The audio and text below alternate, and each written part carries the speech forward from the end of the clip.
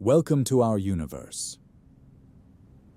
Right now, above the ceiling above you, past the cold atmosphere and the thin edge of orbit, our solar system is surrounded by something most people have never been told about. Not void, not nothing, a boundary that breathes, a cloud pressing inward, a trillion unseen objects orbiting a sun they can barely feel. We'll move through all of it, from the shape of the sun's reach to the dark edge where interstellar space begins, above and below, into the hidden terrain that wraps around everything we've ever called home. If this feels like your kind of place, subscribe. Every person who finds their way here makes this universe a little more ours. Because this universe has always been yours. Let's begin. The heliosphere has a nose and a tail. Picture a bubble. Not a perfect bubble, a bubble being pushed from one side, compressed on the front, stretched long behind, like a raindrop caught mid-fall, but never landing. Asymmetric, directional. A shape made not by the sun alone, but by the sun's motion through the space it moves through. That is the true shape of the heliosphere. That is the actual form of the boundary the sun creates. Most people, when they think about the edge of the solar system, picture something symmetric. A shell, a sphere, maybe slightly flattened, but essentially even in all directions. The sun at the center, planets in their rings, and somewhere far beyond Neptune, a uniform edge. The heliosphere is not that. It has a nose, a compressed forward face pointing in the direction the sun is traveling. As the sun moves through the local interstellar medium, at roughly 20 kilometers per second, relative to nearby stars, the interstellar gas presses against the front of the heliosphere like a headwind. That pressure squeezes the boundary inward on the leading side. The heliopause, the outermost edge where solar wind meets interstellar wind, sits closer to the sun in the direction of travel than anywhere else. Behind us, the heliosphere trails off into a long, extended structure, a tail. Some models suggest it stretches hundreds of astronomical units in the downwind direction, a diffuse, magnetically complex structure that has been partially mapped using neutral atom detectors on spacecraft and is still not fully understood. Above and below the plane of the planets, perpendicular to the ecliptic, in the vertical directions that most diagrams of the solar system never show, the heliosphere extends into a different geometry. The solar wind at the poles of the sun is faster and less dense than the equatorial wind. The boundary above and below the ecliptic sites at a different distance from the sun than it does in the plane of the planets. Voyager 1 and Voyager 2, the only spacecraft to ever cross the heliopause, crossed at different distances and different conditions. Voyager 1 exited at a heliographic latitude of about 35 degrees north, crossing the heliopause at roughly 121 astronomical units from the sun. Voyager 2 crossed at roughly 119 astronomical units at a southern latitude. Two different distances, two different sets of local conditions, two data points suggesting the boundary is not the same everywhere. The shape of the heliosphere is a record of the sun's motion through local space. The nose exists because we are moving. The tail exists because we are moving. The asymmetry above and below exists because the solar wind is different at the sun's poles than at its equator, and because the interstellar magnetic field presses in from outside at an oblique angle. The solar system has a direction. It always has. We just rarely think about it from inside. The space directly above the planets is not the same as the space to the sides. Most human activity in space, every mission, every satellite, every spacecraft sent to another planet, has happened in or near the ecliptic plane, the plane of the planets, the flat orbital disk that contains Earth, Mars, Jupiter, Saturn, and everything we've ever directly visited. The solar system has a vertical dimension that has been almost entirely unexplored. Above and below the ecliptic, the heliosphere continues, but its structure is different from the structure in the plane. The solar wind at high heliographic latitudes, above and below the sun's equator, is a distinct population from the slow, dense, equatorial wind that fills the ecliptic region. At the sun's poles, the wind is faster, often exceeding 700 kilometers per second, compared to the 300 to 400 kilometers per second typical of equatorial wind. It is also less dense, more uniform, less turbulent. During solar minimum, when the sun's magnetic field is in its simplest configuration, with one magnetic pole at each solar end, this fast polar wind dominates the high-latitude heliosphere. It flows outward cleanly, carrying a relatively simple magnetic field structure.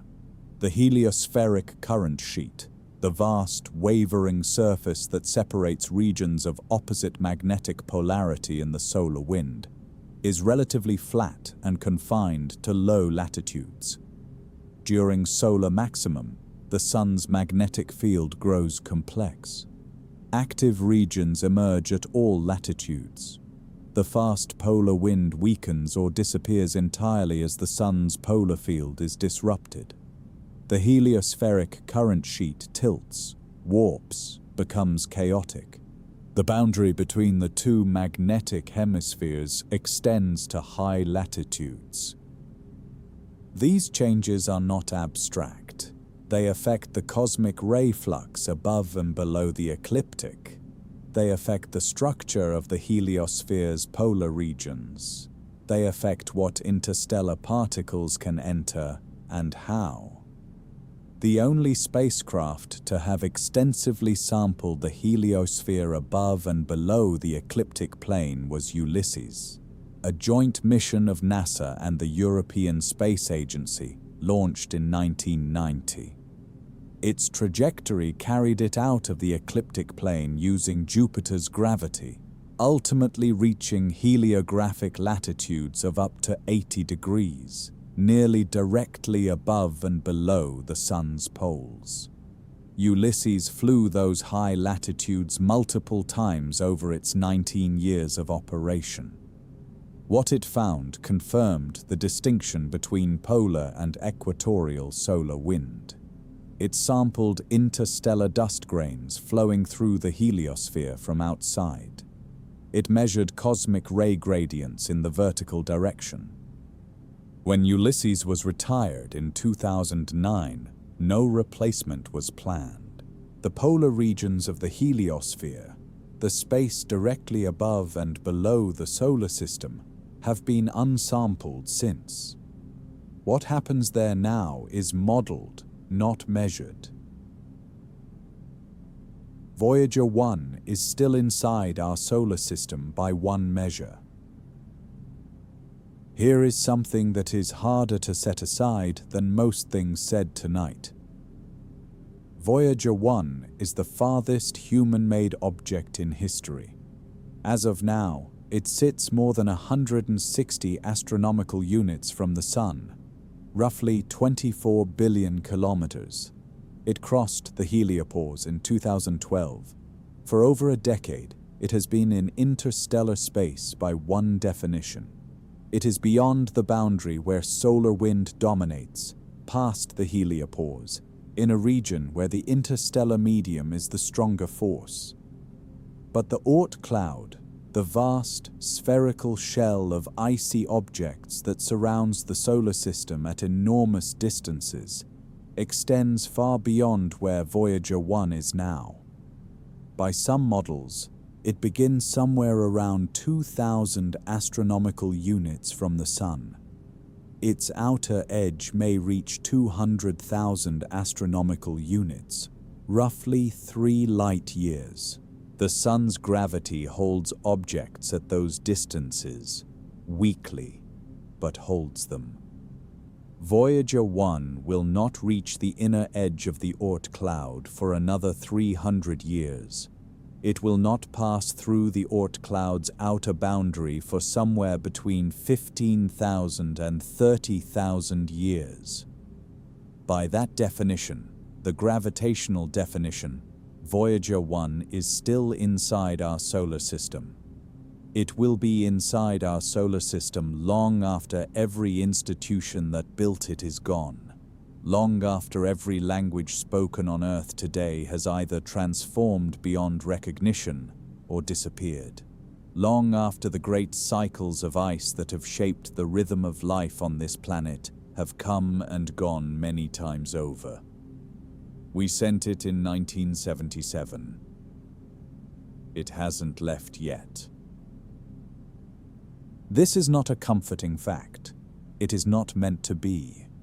The Oort Cloud reframes what leaving means in a way that makes human timescales feel genuinely small.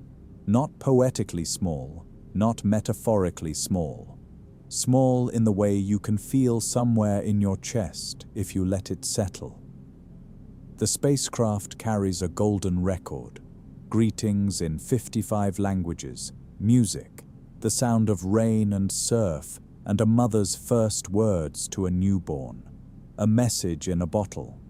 At its current speed, Voyager 1 will drift for roughly 40,000 years before passing within even a light-year and a half of another star. The solar system's hidden outer boundary, the Oort Cloud, dwarfs everything we think of as the solar system. The planets are a dot. The heliosphere is a dot inside a larger dot. Voyager 1 is a mote of dust drifting through the space between those dots. And the outer dot contains, by current estimates, perhaps 1 trillion icy bodies, frozen, dim, in slow gravitational orbit around a sun they can barely feel. Above and below, all around, 1 trillion objects we've never seen. The termination shock is where the sun's breath finally stumbles. The solar wind is not technically wind. It is a continuous stream of charged particles, mostly protons and electrons, expelled from the sun's corona at speeds between 300 and 800 kilometers per second. It flows outward in all directions. It is what inflates the heliosphere. Without it, the interstellar medium would press inward unimpeded, and the conditions that allow the inner solar system to exist the way it does would change. At some distance from the Sun, roughly 80 to 100 astronomical units depending on direction, the solar wind slows down, dramatically. It passes through a transition called the termination shock, where the flow drops from supersonic to subsonic speeds. The particles bunch up. The magnetic field carried by the solar wind changes structure. The temperature jumps by a factor of 10 or more in a relatively thin transition zone. Voyager 1 crossed the termination shock in 2004. Voyager 2 crossed it in 2007. They crossed at different distances. Voyager 1 at about 94 astronomical units. Voyager 2 at roughly 84, which confirmed what theorists had suspected. The termination shock is not a uniform sphere. It moves. It breathes with the sun's activity cycle, pulsing outward during solar maximum and contracting during solar minimum. Its shape is asymmetric, influenced by the oblique pressure of the interstellar magnetic field from outside. Beyond the termination shock lies the heliosheath, the turbulent, frothy zone where solar wind slows and the interstellar medium pushes back. Voyager 1 spent 8 years crossing the heliosheath before reaching the heliopause. 8 years, at a speed of roughly 17 kilometers per second. The heliosheath is not a thin membrane. It is a thick, roiling transition zone that turned out to be stranger than any pre-crossing model had predicted. Above and below the ecliptic, the termination shock sits at different distances. The fast polar solar wind creates a different pressure balance at high latitudes. The boundary closes in, then opens again in the tail direction. The termination shock is not a sphere, it is a lumpy, moving, breathing surface. Thinner above and below, but not absent. The sun still reaches out that far. What lives in the heliosheath, above the ecliptic plane, in the vertical zone beyond the termination shock and short of the heliopause, is some of the least explored space in the entire solar system. Not for lack of interest, for lack of anything to get there. 2 spacecraft, launched in 1977, their power will fail within this decade. After that, silence from the heliosheath. And the heliosheath will continue churning, unobserved, for as long as the sun shines. The heliopause is not where the solar system ends, it's where it negotiates. The heliopause is usually described as the boundary of the solar system. That framing is wrong in a useful way. A boundary implies a wall, something that stops things from crossing. The heliopause is not a wall, it is a pressure equilibrium, a negotiated zone where the outward force of the solar wind exactly balances the inward pressure of the interstellar medium. Not a physical surface, a dynamic standoff held in place by opposing forces, able to move as those forces change. When the sun is more active, the solar wind is stronger, and the heliopause pushes outward. When the sun is quiet, the heliopause contracts. When the interstellar medium around the solar system is denser, the heliopause is pushed inward. When it is thinner, the boundary expands. Both of these things change. The sun changes on an 11-year cycle, and on longer cycles too. The interstellar medium, the solar system, moves through changes as the sun drifts from one region of local space to another. The heliopause is not a fixed structure. It is a surface that has been at different distances from the sun throughout the solar system's history. When Voyager 1 crossed the heliopause in August 2012, the crossing was confirmed not by the disappearance of the solar wind, that had already happened, but by a dramatic change in the magnetic field direction and a sharp drop in the density of solar energetic particles, combined with a rise in galactic cosmic rays.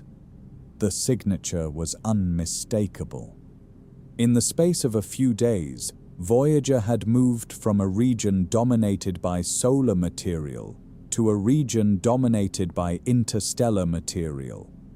But the crossing was not simple. In the months before, the instruments showed repeated back-and-forth behavior.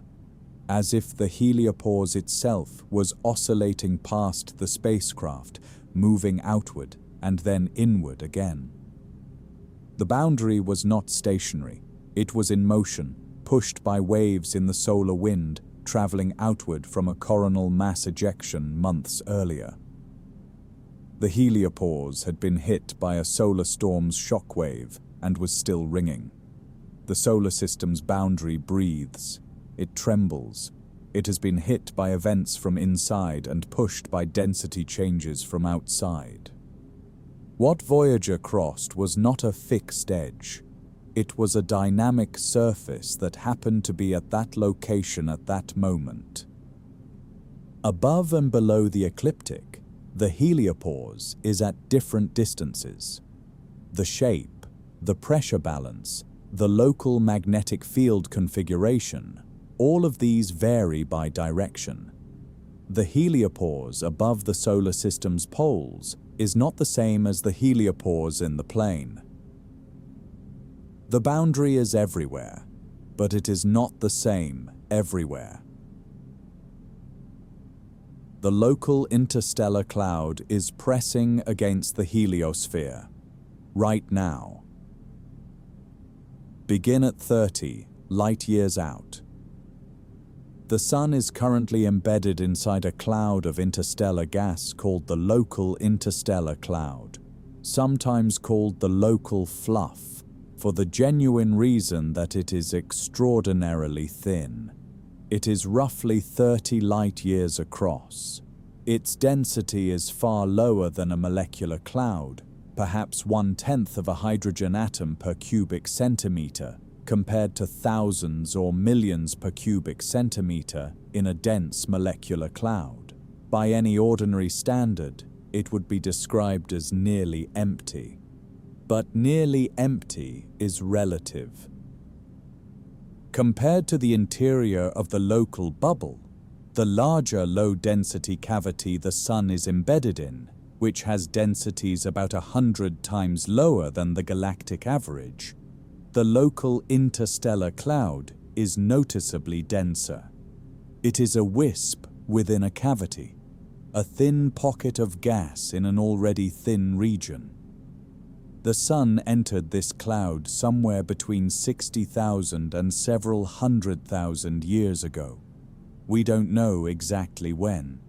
We know it because the properties of the interstellar medium right outside the heliopause match what we'd expect from the local interstellar cloud, and those properties are different from what we'd find in the emptiest parts of the local bubble.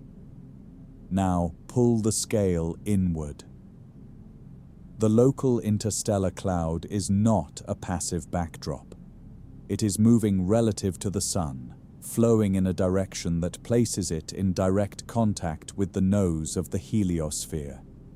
The interstellar wind, the flow of this cloud's gas past the heliosphere, is the headwind that compresses the heliopause on the forward side. The temperature, density, and composition of the local interstellar cloud directly sets the boundary conditions of the heliosphere. The heliopause is where it is because of the pressure this cloud exerts. If the cloud were denser, the heliopause would sit closer to the Sun. If it were less dense, the heliopause would move outward. The distance from the Sun to the heliopause, roughly 120 astronomical units in the nose direction, is a number set partly by the local interstellar cloud's properties. Pull the scale all the way down. You are lying still. You are breathing. The air above you stretches 100 kilometers before it becomes effectively vacuum, and then space continues upward through the solar wind and the termination shock and the heliosheath and the heliopause, and then the gas of the local interstellar cloud. That cloud is pressing against the heliopause right now. Not in geological time, not in a future scenario. At this moment. The Oort Cloud has never been seen. We know it exists. We know it because the comets tell us it must. Some comets arrive in the inner solar system with orbits so elongated, so nearly parabolic, that they come from distances of tens of thousands of astronomical units. Their orbital inclinations are distributed essentially at random. Some arrive from above the ecliptic, some from below, some from the sides. There is no preferred direction.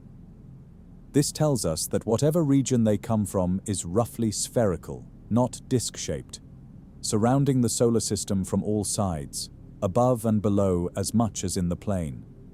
Jan Hendrik Oort worked out the mathematics in 1950. His argument was elegant and indirect. A reservoir of icy objects must exist at very large distances from the Sun, occasionally perturbed into long-period orbits by the gravitational influence of passing stars, or the tidal force of the galactic disk, or encounters with molecular clouds. These perturbed objects fall inward and become the long-period comets we observe. The reservoir that must exist to produce those comets is what we call the Oort Cloud. We have never directly observed a single Oort Cloud object in its natural orbit. Not one. Every piece of evidence is inferred from objects that have already left the Oort Cloud, already knocked inward, already falling, already warming as they approach the Sun. We see the refugees, not the population they came from. The Oort Cloud has never been imaged. It cannot be imaged with current technology. The objects there are small, dark, unimaginably far away, reflecting a sun that is, at those distances, just another point of light. To directly detect a kilometer-scale object at 50,000 astronomical units would require a telescope far beyond anything currently planned or funded. Estimates for the number of objects in the Oort Cloud range from hundreds of billions to perhaps 2 trillion. These are extrapolations from cometary flux and orbital mechanics, not counts. No one has counted.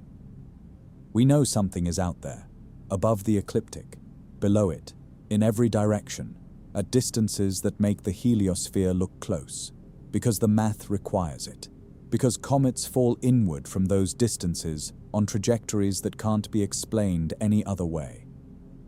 But what those objects actually look like, how they are truly distributed, whether the cloud is spherical or whether there are gaps and concentrations we haven't inferred, what their detailed composition is, how many have been lost to galactic tides over 4 billion years. We don't know. We have the inference, we have the model, we have the comets. It sends us like letters from a country we've never visited. Tonight, that's where we'll leave it. The solar wind. Above the ecliptic is a different animal. The solar wind is not uniform. In the ecliptic plane, the region where the planets orbit, where most solar missions have traveled, the solar wind is relatively slow, between 300 and 400 kilometers per second on average. It is dense and variable, full of structures.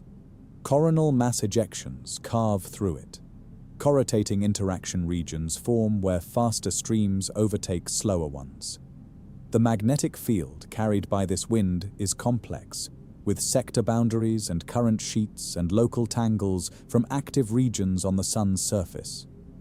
Above and below the ecliptic plane, in the directions perpendicular to the orbital disk, the solar wind is different. At high heliographic latitudes, during solar minimum, the wind originates from the large polar coronal holes on the Sun, regions where the Sun's magnetic field opens directly into space, allowing charged particles to escape rapidly. The polar wind from these holes is fast, typically between 600 and 800 kilometers per second, sometimes more. It is also cleaner, less structured, less variable, carrying a simpler magnetic field configuration. This distinction was confirmed by Ulysses, the only spacecraft to have sampled the heliosphere at high heliographic latitudes. Its passes over the poles during solar minimum produce the clearest direct measurements of the fast polar wind. The wind above the solar system is not the same as the wind in the plane. The implications for the heliosphere's structure above and below the ecliptic are significant. Faster wind means more dynamic pressure, the force the wind exerts outward. More dynamic pressure means the heliopause above the solar poles may sit at a slightly different distance than models based on ecliptic data would predict. The magnetic field structure at high latitudes is simpler, but not less important. It determines how cosmic rays enter the polar heliosphere, how interstellar dust is filtered, and what the transition zone at the polar heliopause looks like. During solar maximum, the polar coronal holes shrink or disappear as the sun's magnetic field reorganizes. The fast polar wind weakens. The heliosphere's polar regions, which were relatively clean and well-ordered during solar minimum, become more variable. The distinction between polar and ecliptic solar wind blurs. This cycle, the rise and fall of the fast polar wind, happens every 11 years and has been happening for as long as the sun has had a magnetic field. Above and below the solar system, the wind changes character. The sun is moving through local space in a direction most people never learn. The sun is not stationary. This is known. What is less known is the specifics, the direction, the speed, the destination. The sun moves relative to nearby stars. The direction it's heading is called the solar apex. It is a point in the sky near the boundary of the constellations Hercules and Lyra, roughly in the direction of the star Vega, but not toward Vega specifically. The sun's motion relative to nearby stars is roughly 20 kilometers per second in that direction.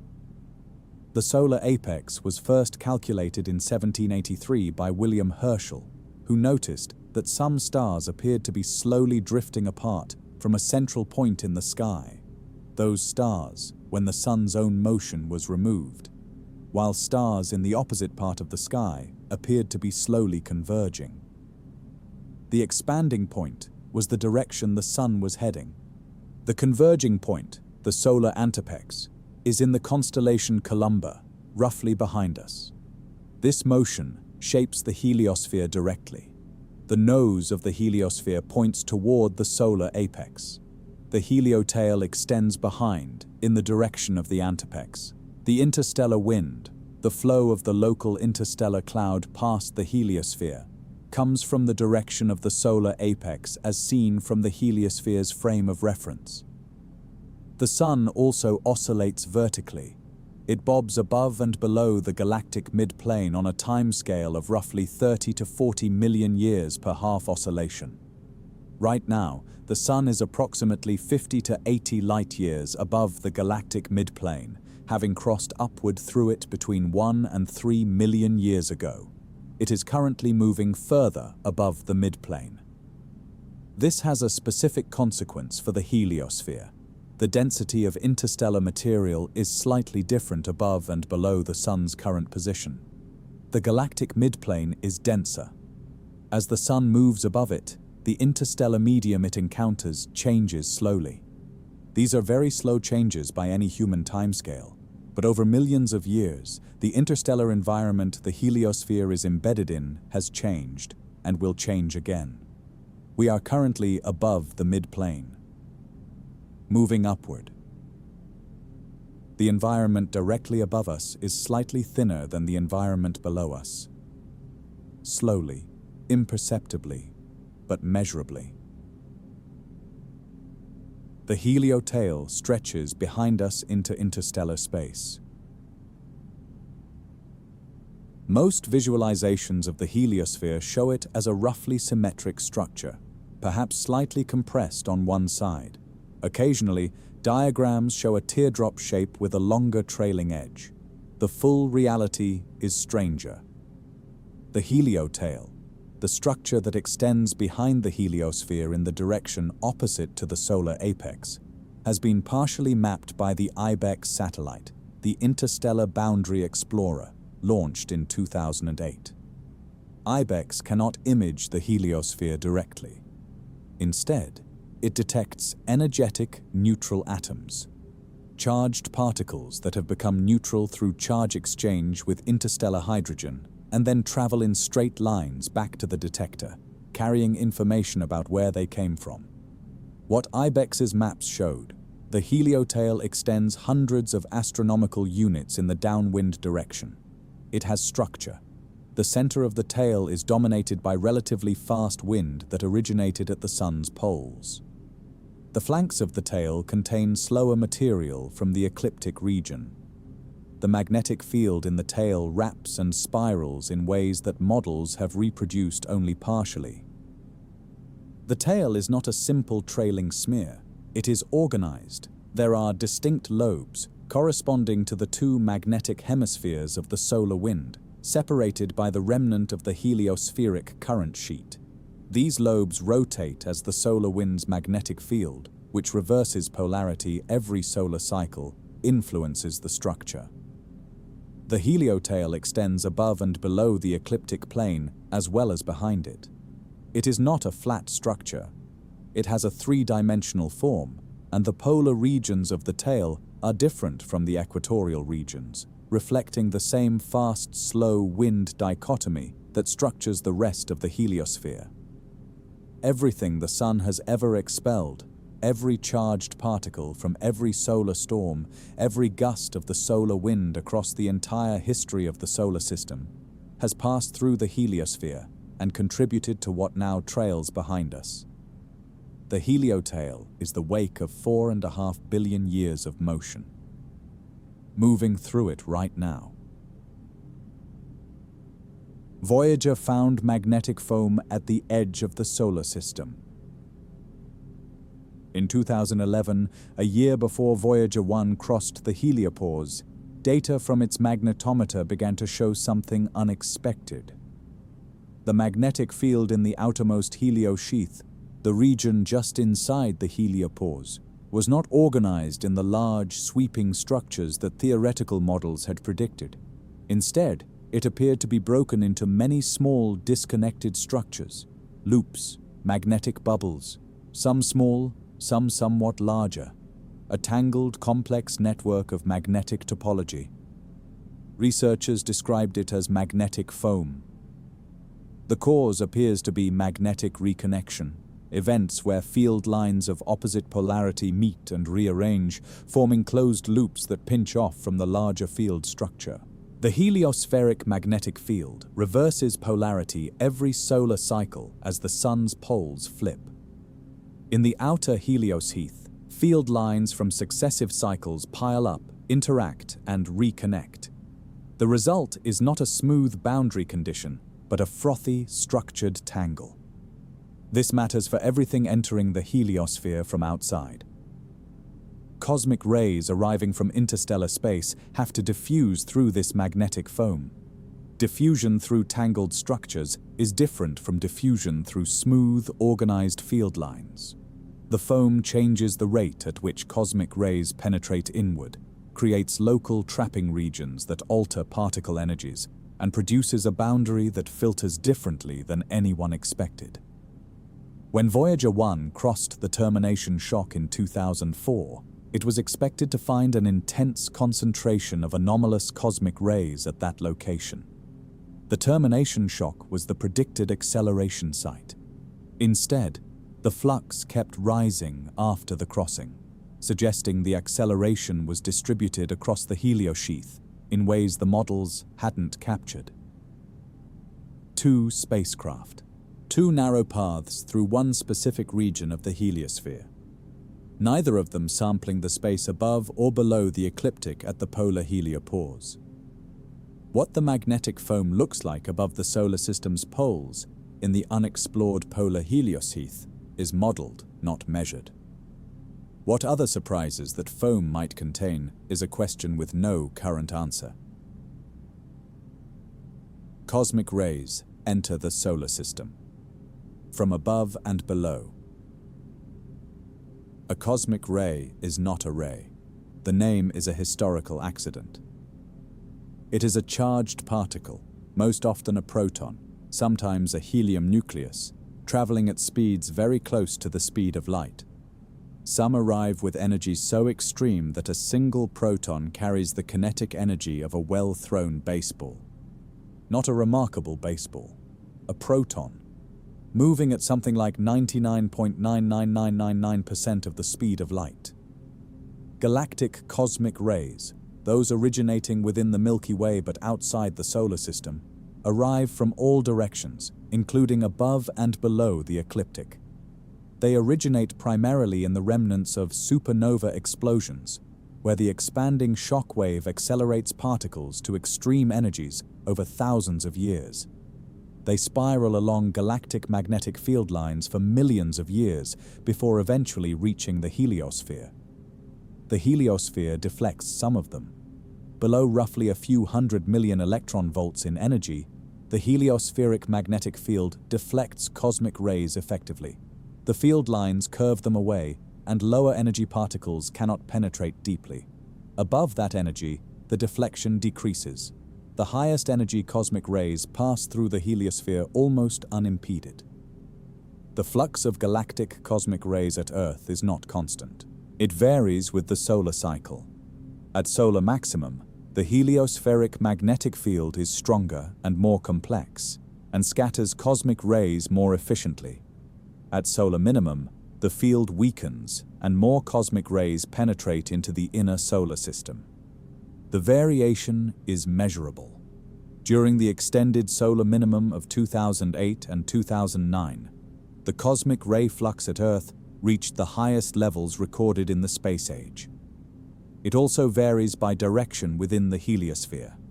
Above and below the ecliptic, in the regions where the fast polar solar wind creates a different magnetic field structure, the cosmic ray penetration is different from the penetration in the ecliptic plane. The gradient of cosmic ray intensity across the heliosphere, from the outer boundary inward, is steeper in some directions than others.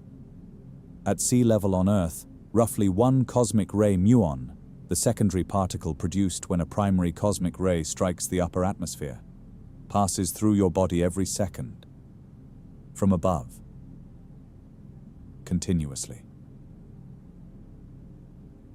The local bubble is the scar left by something that died here. About 10 to 20 million years ago, a series of massive stars in a nearby stellar cluster ended their lives in supernovae. There may have been dozens of them.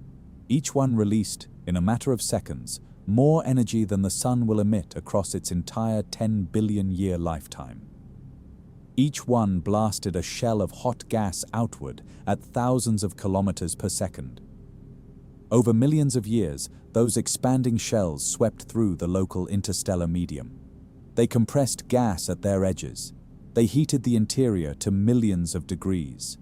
They evacuated a region roughly 300 light-years across, pushing out most of the gas and dust and leaving behind a relatively empty cavity. That cavity is the local bubble. We live inside it. The Sun did not exist when those stars died. It would not form for several million more years.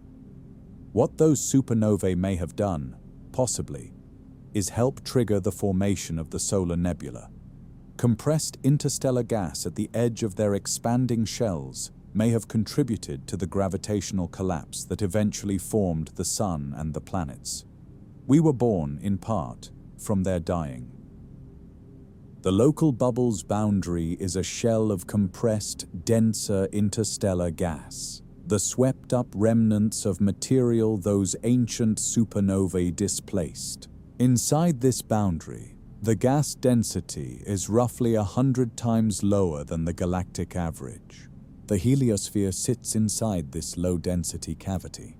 The local interstellar cloud, the wisp of slightly denser gas the Sun currently moves through, is a pocket within this larger emptiness. There is evidence that some of those ancient supernovae were close enough to deposit their ejecta directly on Earth.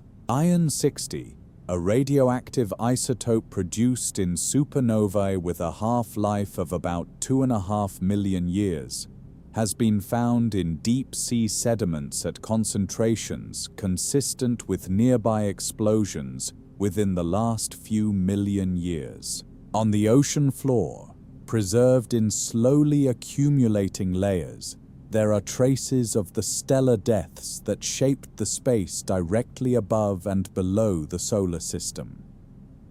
The region we move through is an inheritance, a quiet one, shaped by violence before the sun was born.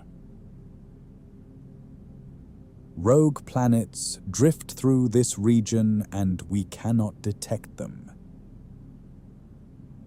The image of planets as anchored things, anchored to their stars, orbiting.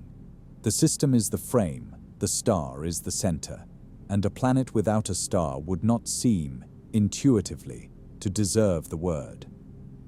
But the galaxy contains, by current estimates, more planets not in orbit around anything than planets that are. Gravitational microlensing surveys, which detect objects by the way their gravity briefly brightens a background star, have found evidence that free-floating planets are common.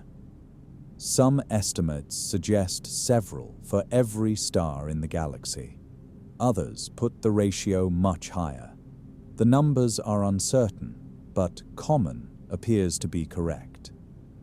These objects, rogue planets, free-floating planets, interstellar planets, were almost certainly formed in planetary systems and then ejected. The gravitational dynamics of young solar systems are chaotic.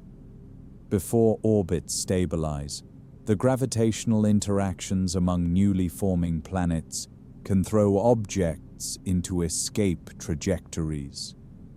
The solar system almost certainly ejected large objects during its early history.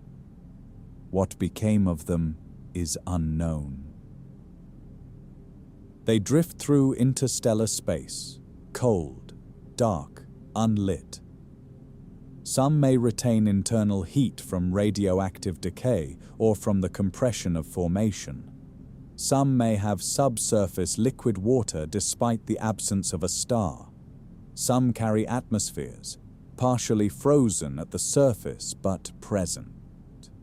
The space above and below our solar system, above the ecliptic plane, in the space the heliosphere moves through, in the outer reaches of the Oort Cloud, contains, by statistical probability, an unknown number of these objects.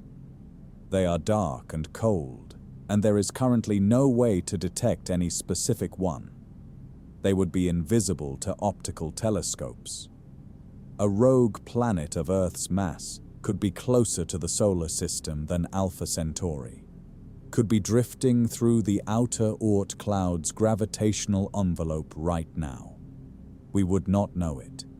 It would carry no light, no signal, no announcement. The space above and below us is populated with objects we have never seen. Not a threat, not a crisis, just a fact about what surrounds the solar system in 3 dimensions.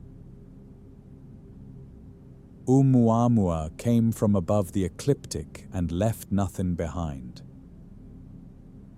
In October 2017, a survey telescope in Hawaii catalogued something moving too fast. It was crossing the inner solar system on a hyperbolic trajectory, not bound to the sun. It had come from interstellar space, fallen inward past the sun, and was now leaving.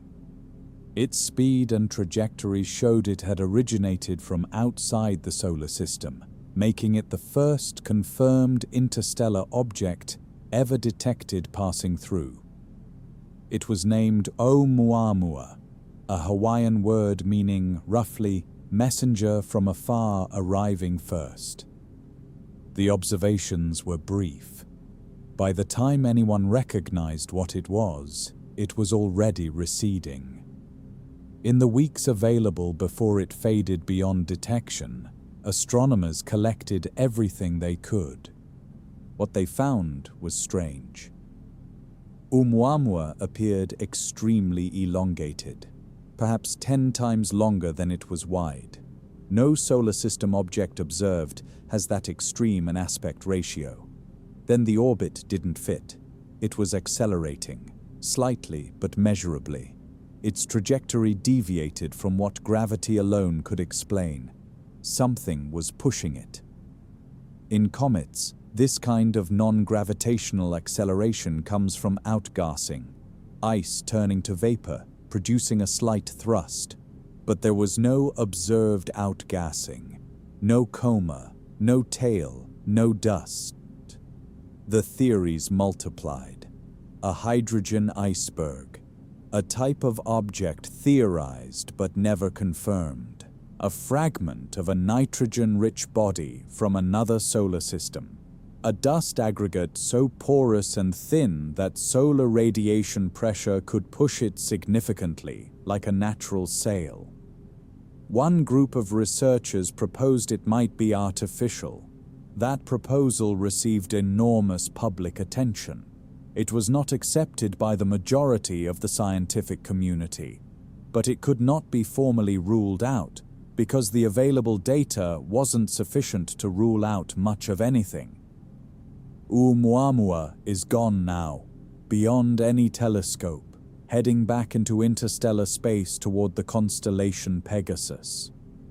It arrived from above the ecliptic plane on an inbound trajectory that doesn't point back to any obvious nearby stellar origin. We detected it. We watched it for weeks. We still don't know what it was. Borisov was legible. Oumuamua was not. 2 years after Oumuamua, a second interstellar object was detected.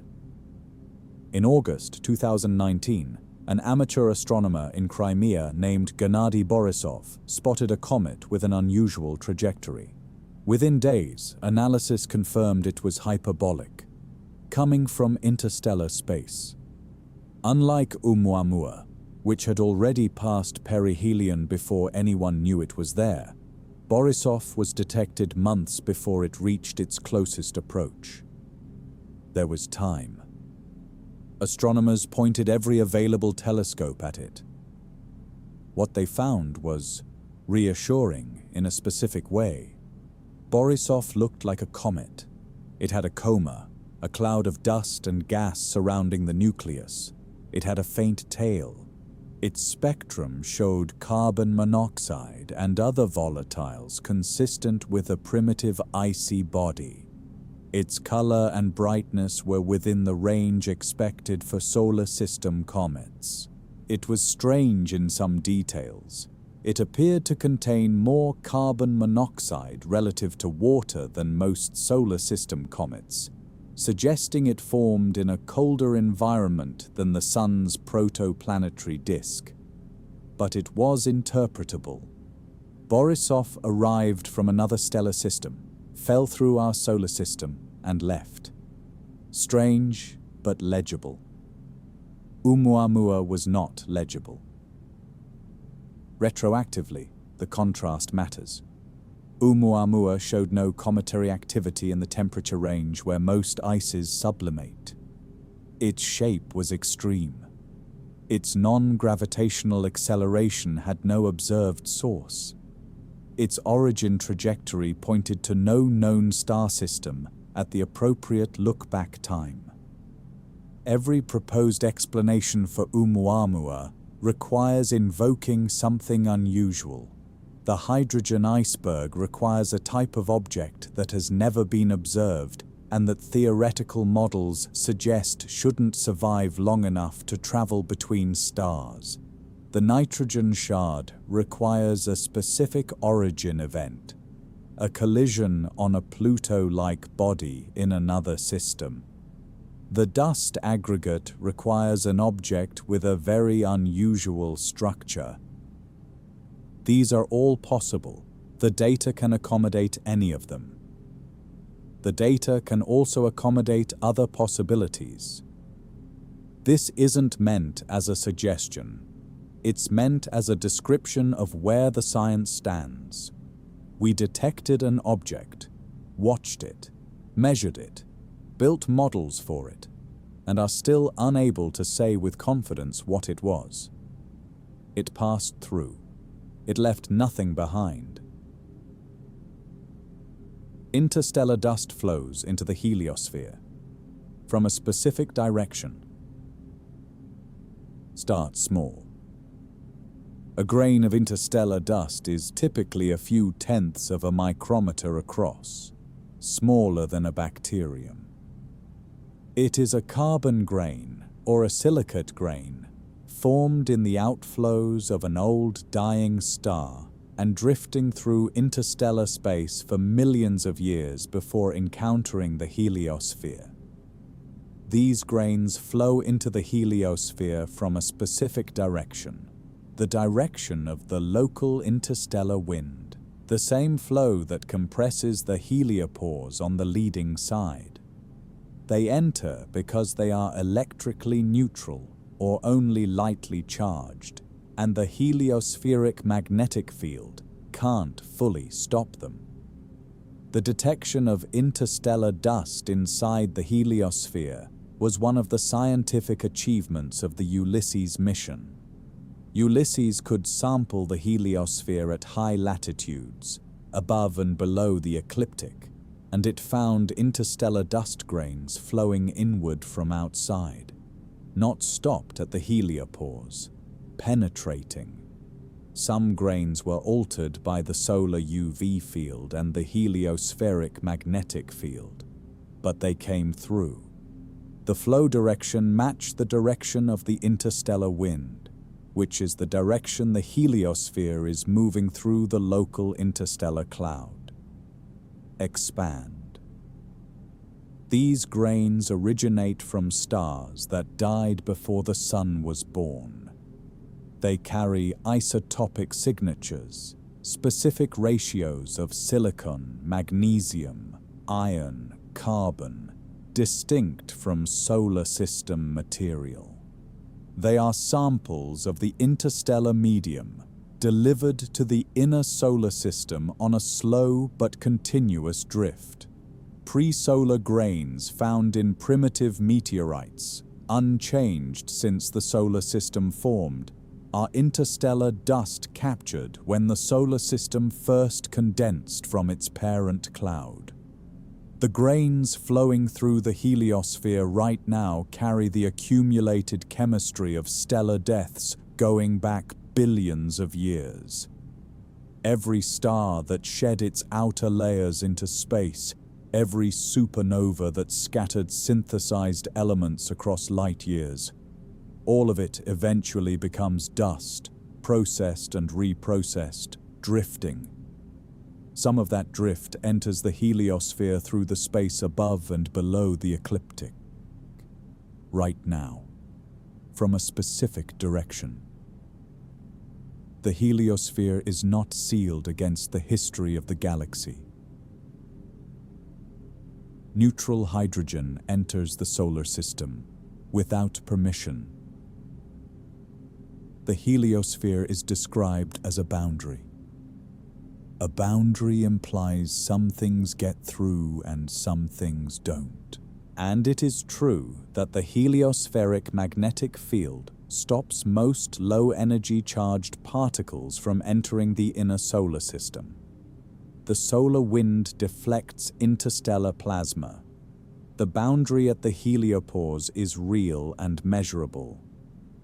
But neutral hydrogen doesn't see a boundary.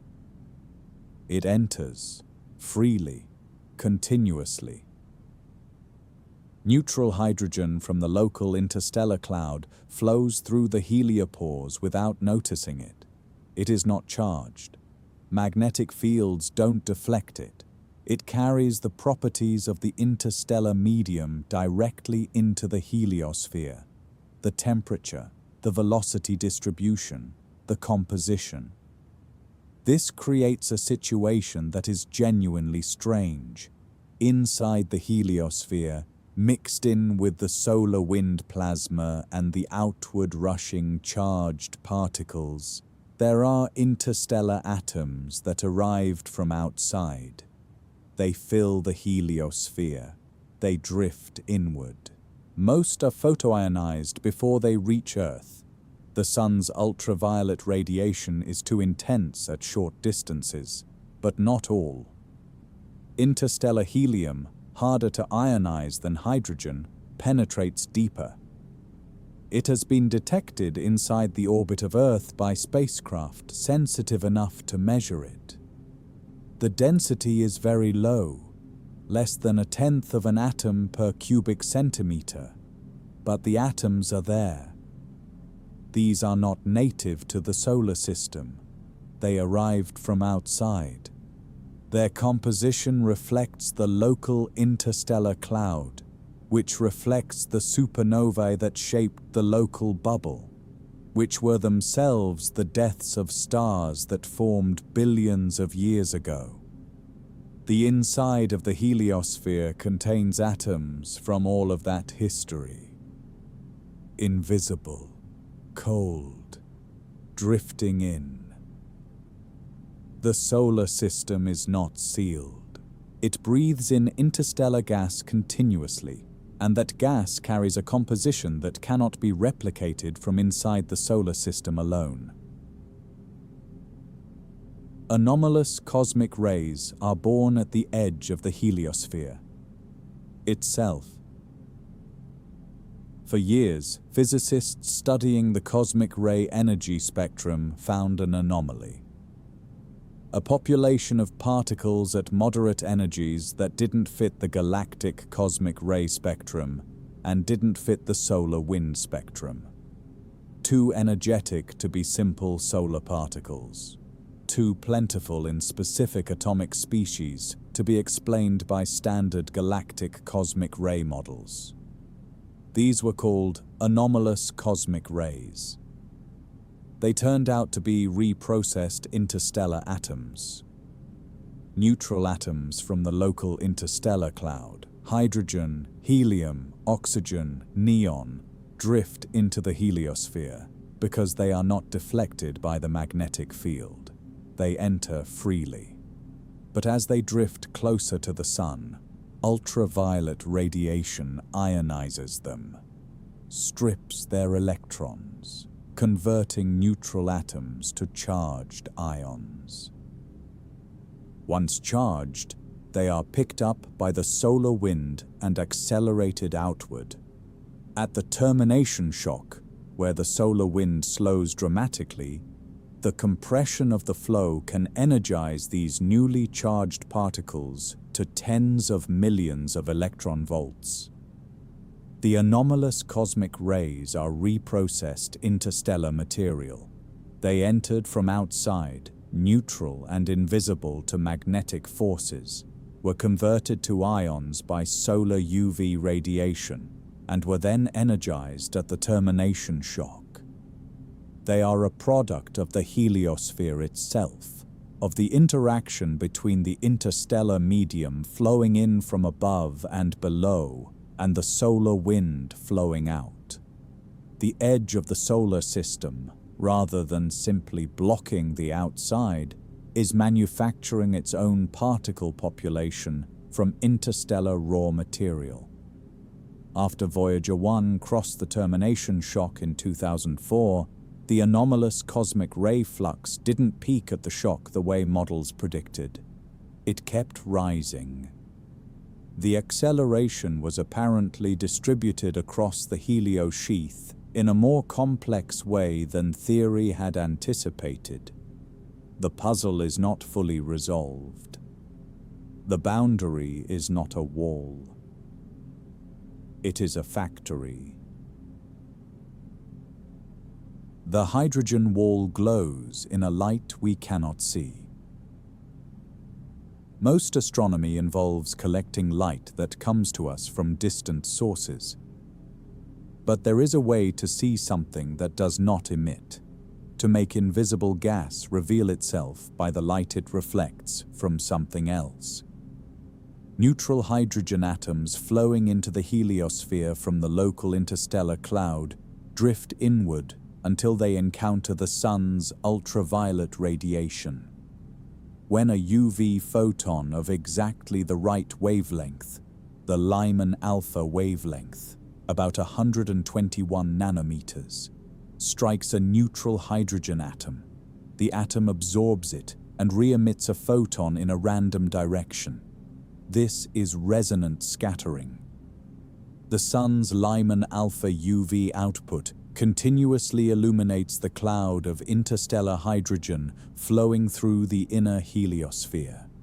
Those atoms glow, not from their own emission, but from scattered sunlight in a wavelength invisible to human eyes. This scattered glow is called the interplanetary Lyman alpha background.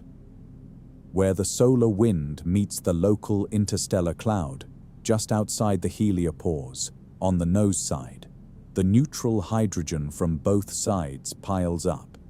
Solar hydrogen flowing outward slows.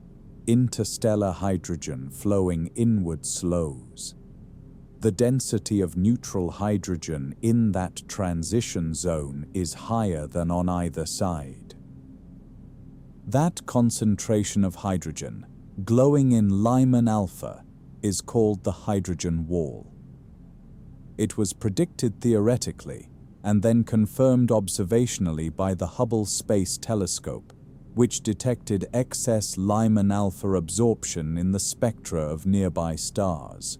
Absorption caused by hydrogen in our own heliosphere's wall and potentially similar walls around those stars.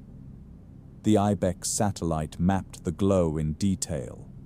The New Horizons spacecraft, now past Pluto and heading outward, has measured the Lyman alpha background from farther out than any previous platform. Above and below the ecliptic, the hydrogen wall extends into 3 dimensions, wrapping around the nose of the heliosphere, glowing softly in a wavelength that no human eye can detect. From outside, in ultraviolet light, the solar system would glow. A soft halo, invisible from within. The heliosphere breathes with the sun. Every 11 years, the sun completes a cycle. It begins with solar minimum, the sun relatively quiet, fewer sunspots, a clean, large-scale field with one magnetic pole at each end. Then activity rises. Sunspots multiply. Active regions form. The magnetic field grows complex.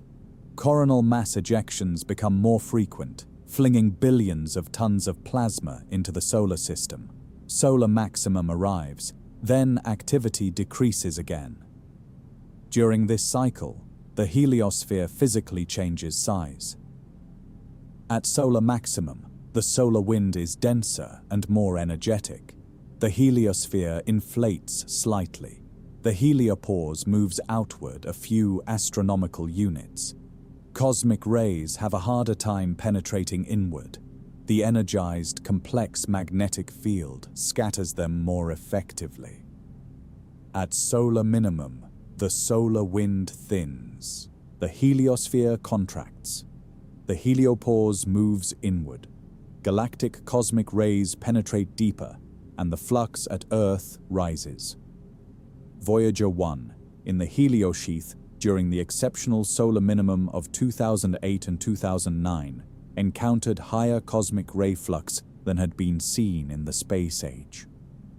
The solar wind from that cycle was the weakest in 100 years of measurement. The heliosphere was smaller than at any point since we'd had instruments in space. Above and below the ecliptic, the heliosphere's breathing is tied to the polar solar wind. At solar minimum, the fast polar wind is strong and the polar heliosphere is well defined. At solar maximum, the polar wind weakens as the sun's poles reorganize, and the polar heliosphere becomes more variable. The boundary above the solar system is not at a fixed distance. It moves. It has been moving throughout the history of the solar system, expanding and contracting with every solar cycle, responding to every shift in the sun's magnetic activity. 4.5 billion years of breathing.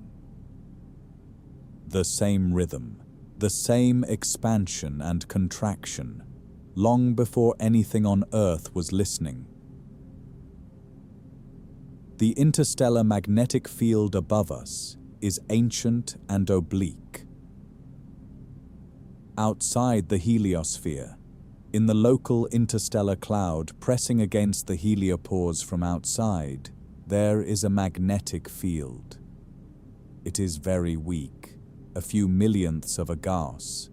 A standard refrigerator magnet is roughly 10,000 times stronger. But it threads through light years of space, and it organizes the behavior of charged particles in the interstellar medium, and it presses against the heliosphere from outside in ways that affect the heliosphere's shape. The direction of this interstellar magnetic field near the solar system, the direction the field lines run, has been estimated from several independent measurements. Most significantly, IBEX detected a feature called the ribbon, an arc of enhanced energetic neutral atom flux that circles the sky and aligns well with where the interstellar magnetic field runs perpendicular to the line of sight from Earth. This ribbon revealed the interstellar field direction in a way no previous observation could. What the ribbon's geometry shows: the local interstellar magnetic field is not aligned with the galactic plane. It is not aligned with the direction the heliosphere is moving through the interstellar medium. It runs at an oblique angle to both. This oblique angle matters for the heliosphere's shape. The interstellar magnetic field outside the heliopause cannot simply be deflected by the heliopause boundary. It drapes around it. As the heliosphere pushes through the interstellar medium, the field lines in the medium bend around the nose of the heliosphere, wrapping around the sides and eventually trailing behind in the heliotail. The force exerted by this draped field on the heliopause is not symmetric. It is stronger where the field lines are compressed, weaker where they are stretched. This asymmetric force is one of the reasons the heliosphere is not symmetric. The northern and southern hemispheres of the heliosphere, above and below the ecliptic in the direction of the interstellar field, are pushed differently. The heliopause above the solar system is at a slightly different distance than the heliopause below it, partly because of this asymmetric draping. The magnetic field threading the space above the solar system was generated by stellar and galactic dynamics operating over billions of years. It has been there far longer than the solar system has. What Voyager 1 found outside the heliopause was not expected. When Voyager 1 crossed the heliopause in August 2012, researchers expected certain things.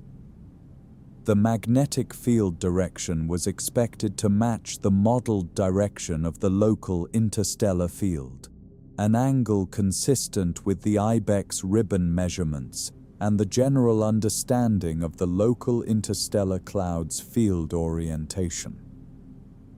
It didn't. Instead of the predicted angle, the magnetic field just outside the heliopause was oriented nearly parallel to the galactic plane. This was a significant discrepancy, not a subtle disagreement between model and data. A substantial mismatch between what was expected in that region of local space and what Voyager actually measured. The mismatch required revisions to models of the local interstellar magnetic field environment. Theoretical frameworks were adjusted.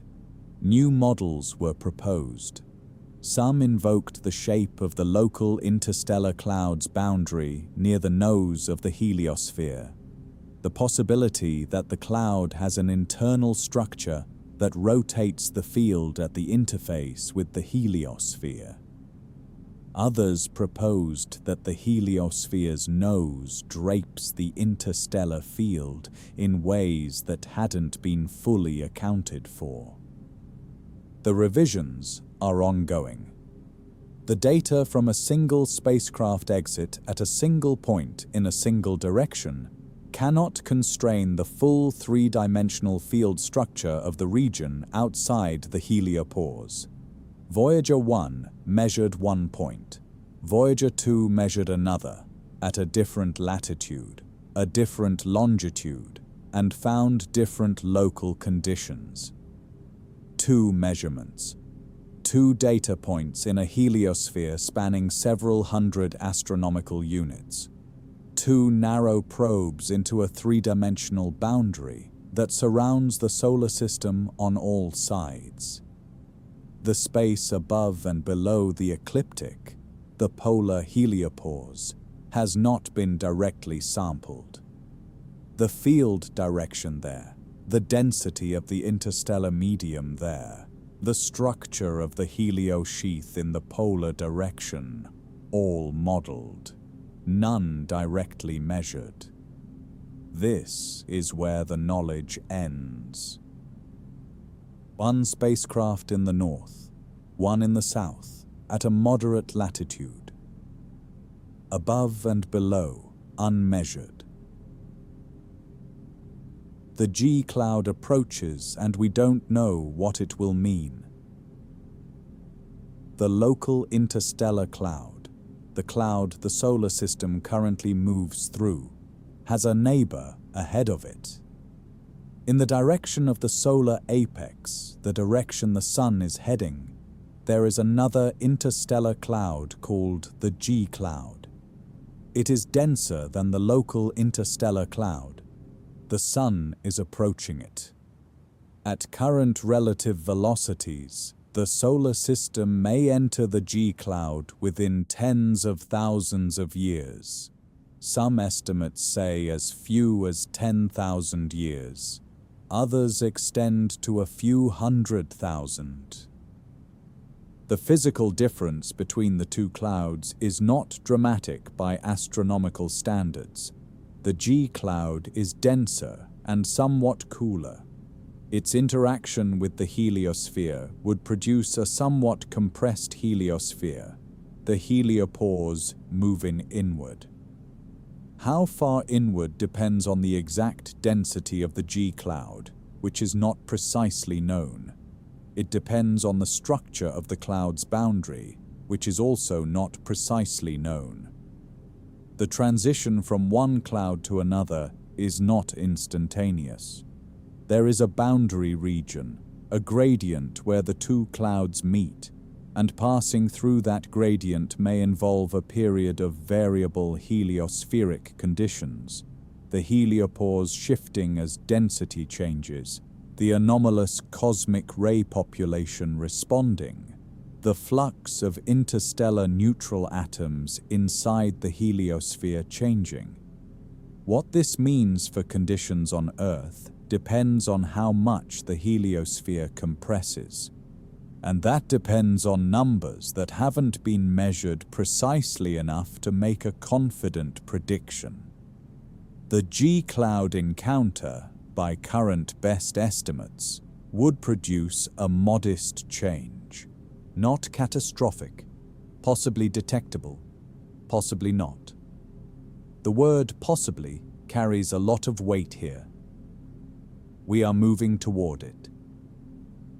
Not quickly, but continuously. And on this specific question, what changes when we enter the G cloud? Whether that transition has a measurable effect on the inner solar system, we still don't know. We don't know. The Oort Cloud responds to things we can barely measure. The Oort Cloud is not isolated from the rest of the galaxy. Objects in the Oort Cloud orbit the Sun at distances so large that the Sun's gravitational hold on them is weak. At 100,000 astronomical units, the Sun's gravity is roughly 1 trillion times weaker than it is at Earth's orbit. Small perturbations matter at those distances. Several forces can disturb Oort Cloud objects and send them inward. Passing stars. Other stars whose orbital paths bring them within a few light-years of the solar system over millions of years, exert gravitational tugs that can shift the orbits of distant Oort Cloud objects. Close encounters are rare, but they happen.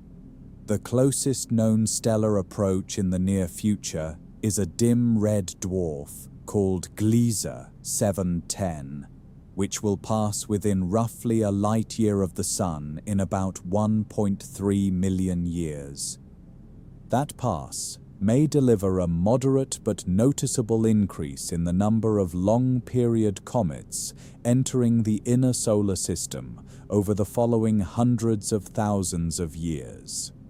The galactic tide, the tidal force exerted on the solar system by the mass of the Milky Way distributed above and below the galactic plane, acts continuously on Oort Cloud objects. It stretches and compresses their orbits over millions of years, sometimes nudging objects into the inner solar system, and sometimes lifting objects that were already heading inward back out of danger. Molecular clouds, dense concentrations of interstellar gas distributed along the galactic plane, can perturb the Oort Cloud when the solar system passes through or near them. These encounters are rare on human timescales, but over the 4.5 billion year history of the solar system, there have been many.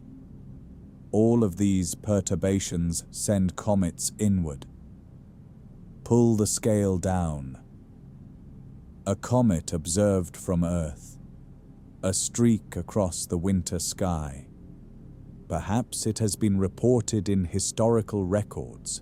Perhaps it is a new one, visible for months, building a bright tail as it approaches the Sun, named for the astronomer who first spotted it, or for the survey telescope that found it, or for the year it appeared.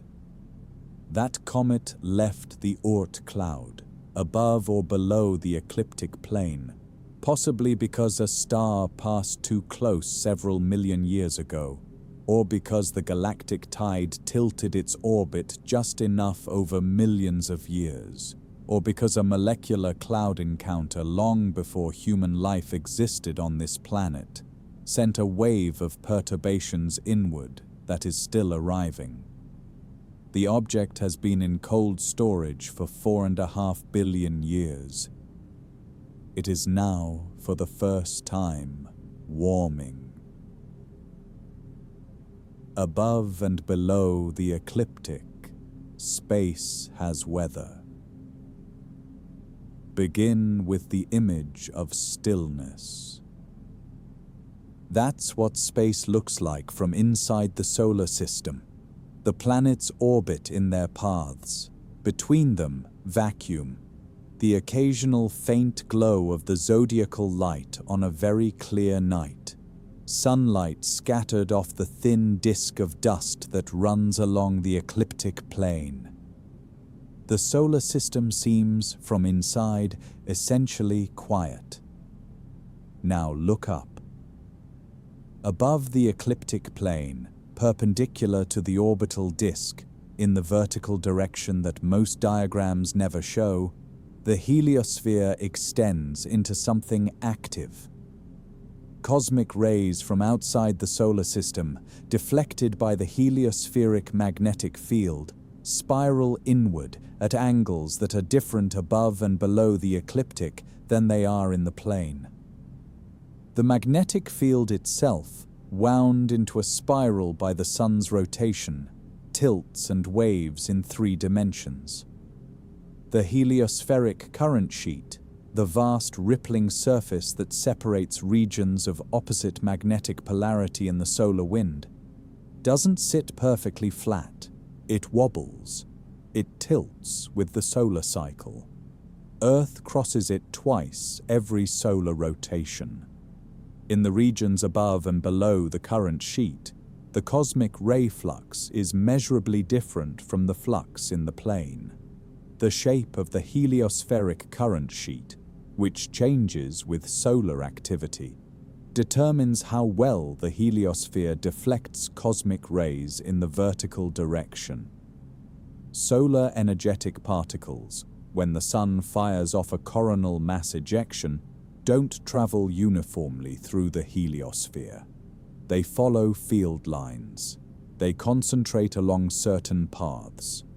A solar storm can fill the heliosphere at low latitudes, while leaving the polar regions almost unaffected, or can propagate to high latitudes along certain field configurations and arrive above the ecliptic with intensities comparable to what's seen in the plane. Interstellar dust flows in from above and below. Neutral hydrogen from the local interstellar cloud enters from above and below. Anomalous cosmic rays accelerated at the termination. Shocks scatter upward and downward, as well as inward.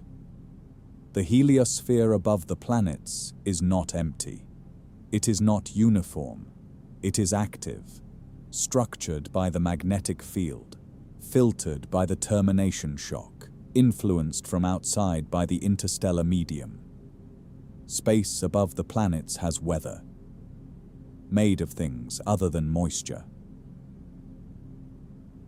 Interstellar visitors pass through this region continuously.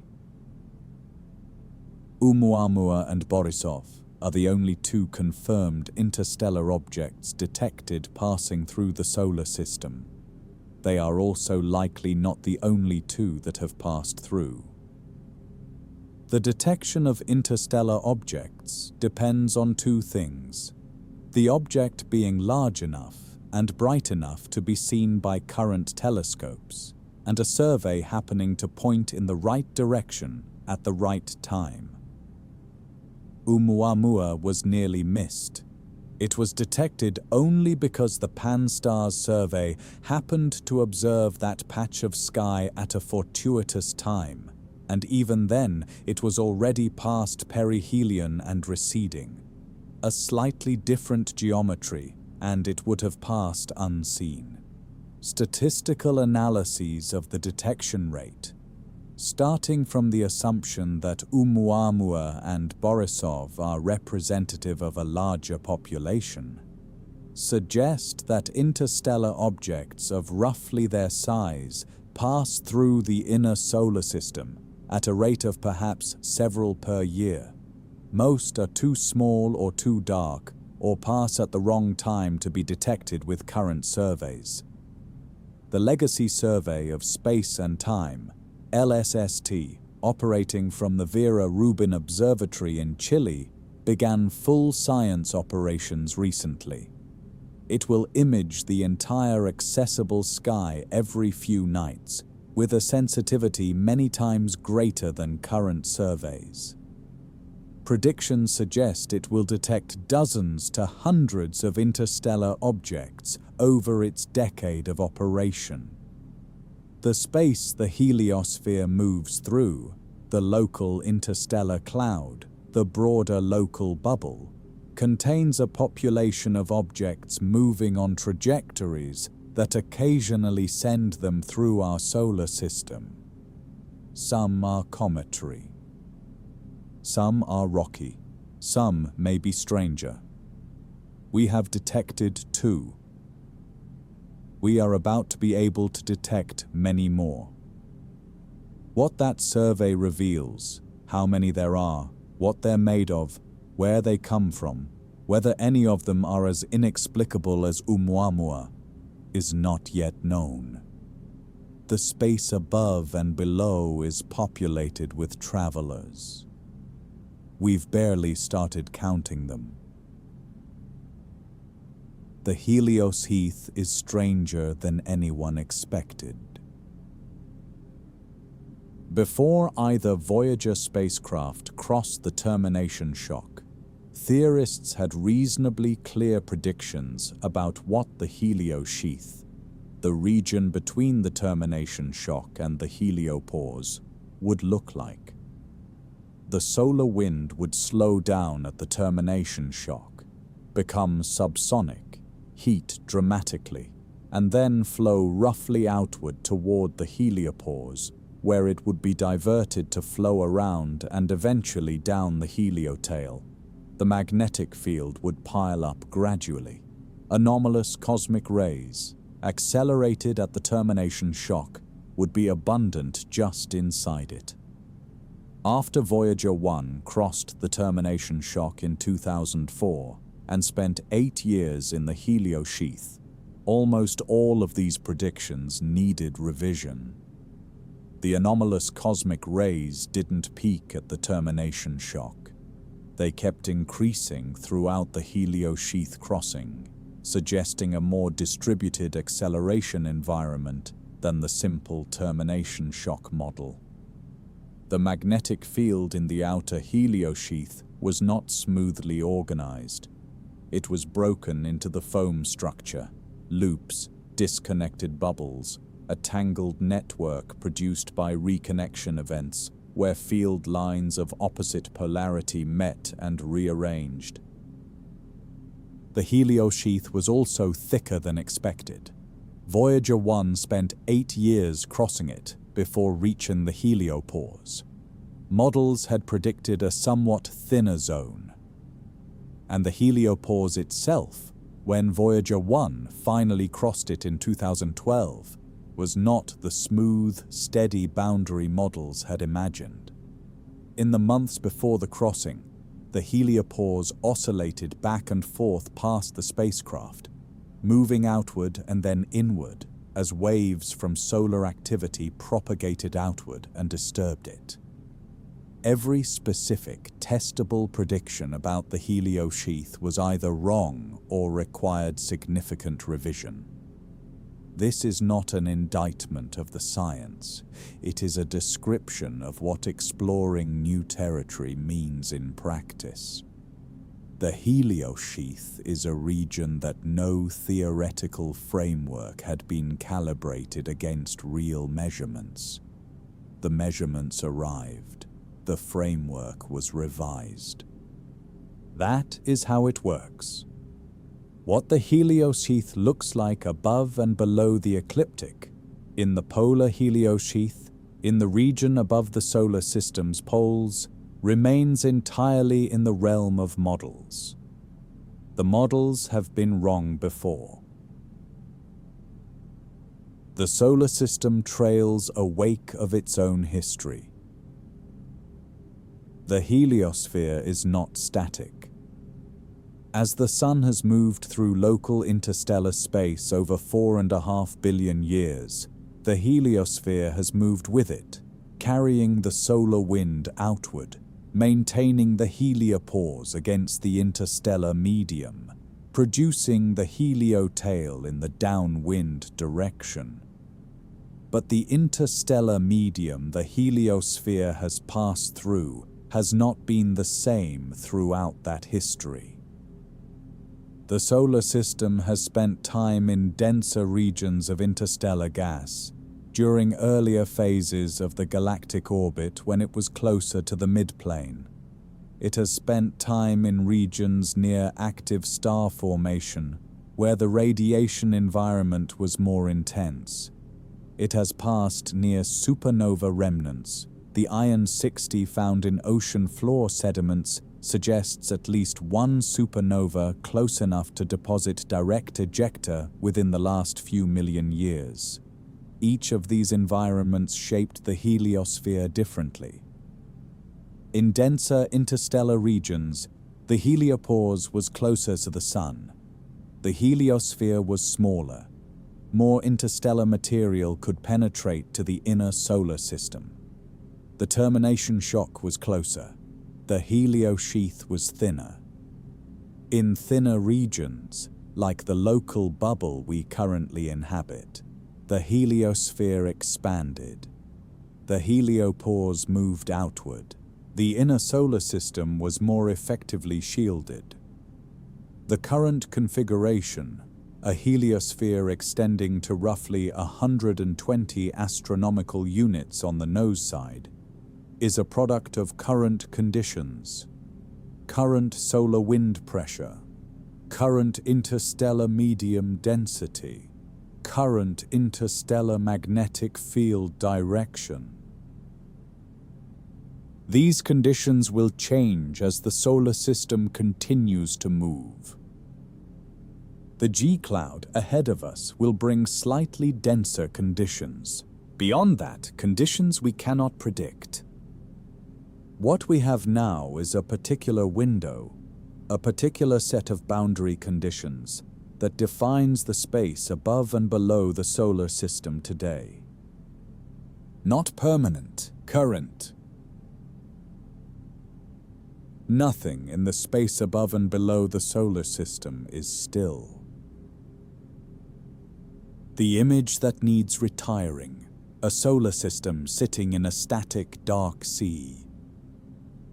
Like a snow globe set down on a table, the interior becoming still, the flakes settling. Every scale of structure above and below the solar system is in motion. The heliosphere moves through the local interstellar cloud at roughly 20 kilometers per second. The local interstellar cloud drifts through the local bubble at several kilometers per second relative to the surrounding medium. The local bubble's boundary, the shell of compressed gas left by ancient supernovae, continues to slowly evolve. The Sun orbits the galactic center at roughly 220 kilometers per second. All of these motions are simultaneous. You, lying still right now, are moving at all of these velocities at once. The ceiling above you is moving.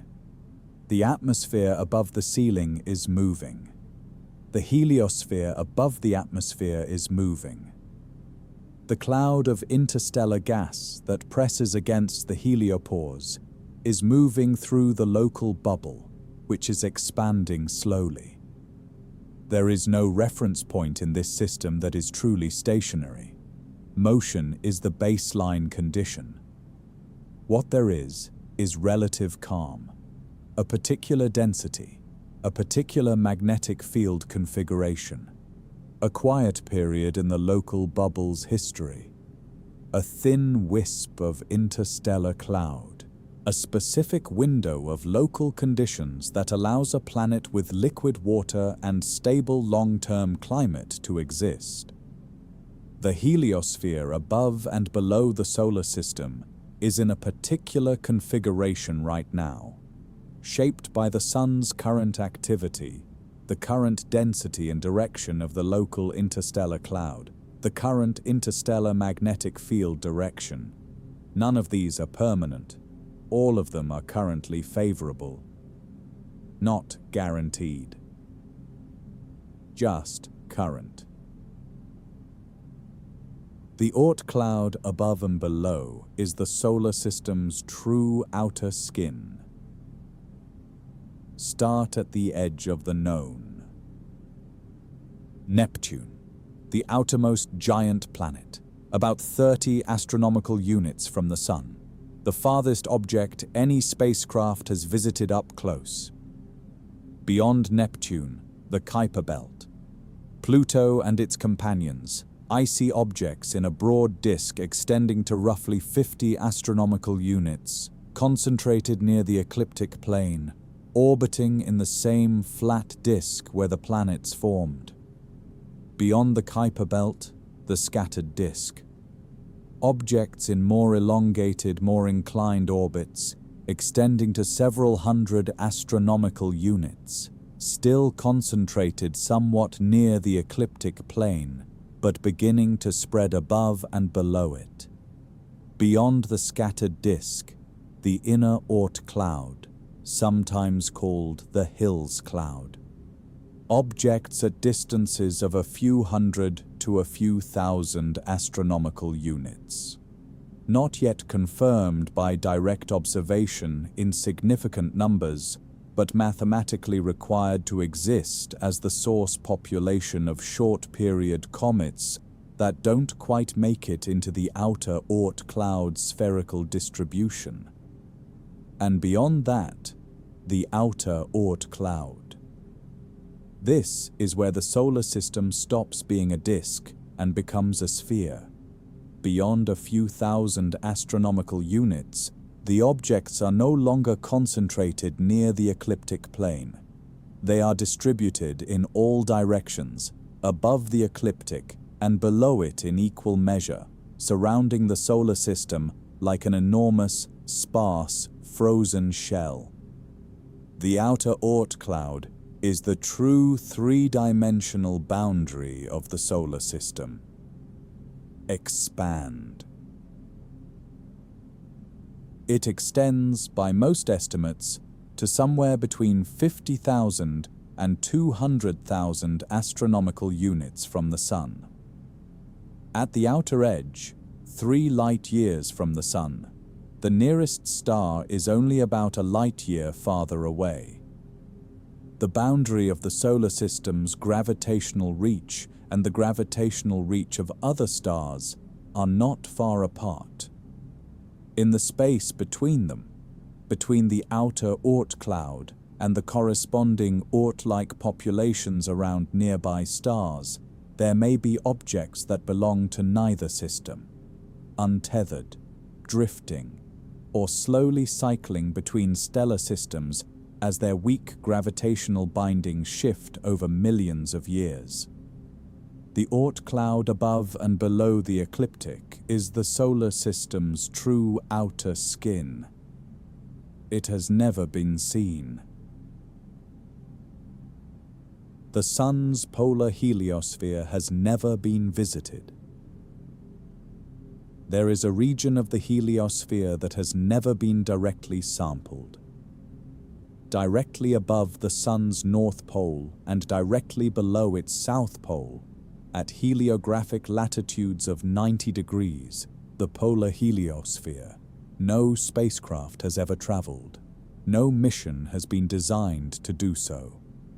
The engineering challenges are significant. To reach the solar poles, a spacecraft needs to exit the ecliptic plane, which requires either an enormous amount of propulsion or a gravity assist from a large planet orbiting far from the Sun. Ulysses reached latitudes of 80 degrees, close, but not over the poles. Even at 80 degrees, it was sampling regions influenced by both the fast polar wind and some mixing with lower latitude wind. The true polar heliosphere, directly above and below the Sun, is more extreme. This matters because the polar heliosphere is where specific things happen. The fast solar wind is born at the polar coronal holes and streams directly outward through the polar heliosphere.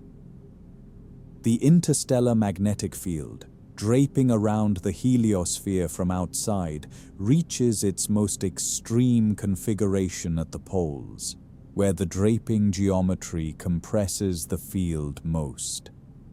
The polar heliopause, the boundary at the solar poles, may be at a significantly different distance from the Sun than the equatorial heliopause, and the transition may have a different character.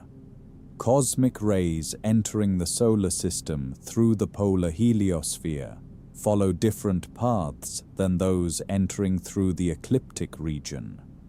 The anomalous cosmic ray population in the polar helios heath has never been directly measured. The neutral hydrogen flowing through the polar heliopause has been modeled but not sampled. Several proposed missions, intersolar, solar polar imager, others, have studied polar heliosphere exploration. None has been funded and built. The space directly above the solar system's poles is the least explored region of the entire solar system. We know more about the surface of several distant planets than we know about what exists directly above the Sun. What comes after the heliopause is genuinely alien territory. The standard description of the heliopause presents it as an ending. Past this point, the description implies there is interstellar space, emptiness, the gap between stars. But what Voyager 1 found in the months and years after crossing the heliopause was not emptiness. It was a region with its own properties, different from the heliosheath behind, different from what models had predicted, structured in ways that are still being understood. The magnetic field direction was unexpected. The orientation was roughly parallel to the galactic plane, different from the predicted local interstellar field direction. This required models to be revised. It's still being debated. The cosmic ray environment beyond the heliopause was not uniform. Galactic cosmic rays were higher than inside the heliosphere, as expected. But they showed structure, gradients, variations, hints of a more complex environment than a simple, smooth, interstellar medium background. The density of interstellar plasma beyond the heliopause was measured through an indirect technique. When the Sun fires off a large solar flare, the energetic particles travel outward through the heliosphere and compress the outer heliosheath, producing a shock wave. When that shock wave crosses the heliopause, it generates radio emissions at a specific frequency that corresponds to the local electron density in the interstellar medium. Voyager 1 detected these radio bursts and used them to measure the interstellar electron density for the first time from inside. What it found: the interstellar medium just outside the heliopause is denser than the bulk of the local interstellar cloud's interior, consistent with the idea that there is a pileup of interstellar material just outside the heliopause, where the solar system's motion through the cloud compresses the interstellar gas slightly in the nose direction. The space just beyond the heliopause, in the thin shell between the heliopause and the broader local interstellar cloud, is its own region, neither solar nor fully interstellar. A transition zone where the Sun's influence fades and the interstellar medium reasserts itself. Voyager 1 is in it, moving outward. At 17 kilometers per second. The space above and below has been shaping Earth for billions of years. The heliosphere is the Sun's protection for the inner solar system. It deflects the bulk of the interstellar medium. It reduces the cosmic ray flux reaching Earth by a significant factor compared to what would exist without it. It prevents interstellar plasma from directly interacting with Earth's magnetic field and atmosphere. But the heliosphere has not always been the same size. The conditions in the interstellar medium, the density of the gas the Sun moves through, have changed as the solar system has traversed different regions of local space. Denser regions compress the heliosphere. Thinner regions let it expand. The current configuration is not the only configuration Earth has experienced. Some researchers have proposed that periods when the heliosphere was significantly compressed, when the solar system was moving through denser interstellar gas, possibly near the galactic midplane or near the edges of molecular clouds, allowed increased cosmic ray flux to reach Earth's atmosphere. Cosmic rays influence atmospheric chemistry, including the ionization of the upper atmosphere and processes linked to cloud formation. The connections between cosmic ray flux and climate are debated, and the causal chains are not clean, but the physics of the connection is real. There is also the iron-60 evidence, the isotope found in ocean floor sediments, the isotope produced in supernovae at concentrations consistent with nearby explosions within the last few million years. A supernova within a few hundred light-years would have significantly increased the cosmic ray flux at Earth for thousands of years after the event. The heliosphere would have offered partial protection, but partial is not the same as none. The space above and below the solar system, the interstellar environment the heliosphere moves through, the supernovae that have exploded in the local bubble, the gas clouds the heliosphere has encountered, has been part of Earth's history, not as an abstraction.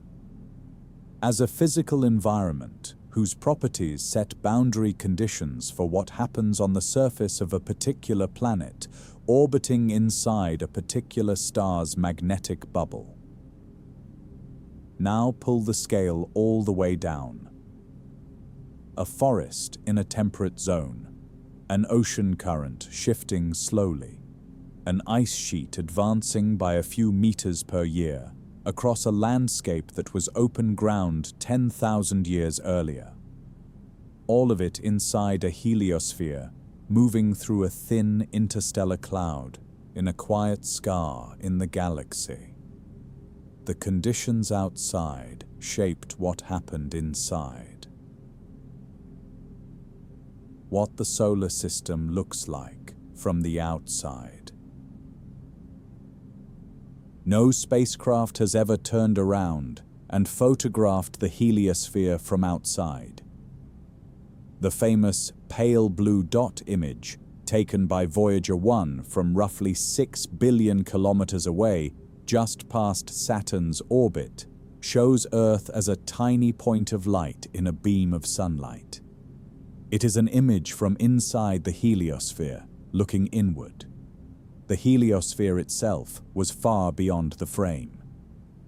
From outside the heliosphere, from, say, 200 astronomical units away, looking inward, the solar system would look like something specific. In visible light, the heliosphere is invisible. It produces no light directly. What you would see is a point of light, the Sun, surrounded by a very faint system of planets, all within a region smaller than the period at the end of this sentence relative to the distance you're observing from. In ultraviolet light, in Lyman alpha, the wavelength of hydrogen scattering, the solar system would glow. The hydrogen wall at the nose of the heliosphere would be a bright crescent of UV light. The heliosphere's interior, filled with inflowing interstellar hydrogen atoms glowing in scattered solar UV, would produce a faint extended halo. The nose would be brighter than the tail. The whole structure would be visibly asymmetric, compressed forward, extended back, shaped by the direction of motion.